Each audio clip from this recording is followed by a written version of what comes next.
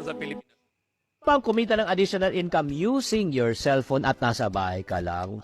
Yes, ito ang pinakamadali, pinakamabilis na paraan na pwede kang kumita ng extra 10,000 pesos kada buwan. O para patunayan ko po sa inyo, may papakita po ko sa inyo isang tao na kumita ng 15,942 pesos in 1 month. Ay, nako, hindi to dropshipping. Hindi to social media marketing, hindi to networking.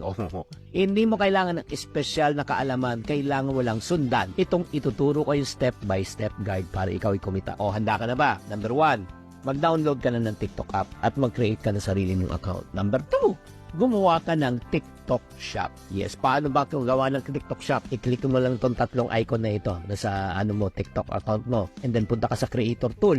And then mag-create ka ng TikTok Shop. Ngayon may TikTok Shop ka na, syempre next step, gumawa ka ng commission account. Dito naman padadala, syempre, ang iyong kinikita. Siguraduhin mo na ilalagay mo lang detalye na tugma talaga, ha?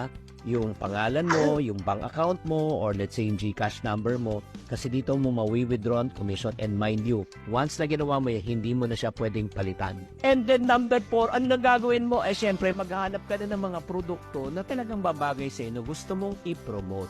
Saan mo hanapin? Pupunta ka lang sa marketplace at mag-choose ka na lang ng mga produkto. May skincare dyan, may fashion, may damit, ang dami po dyan.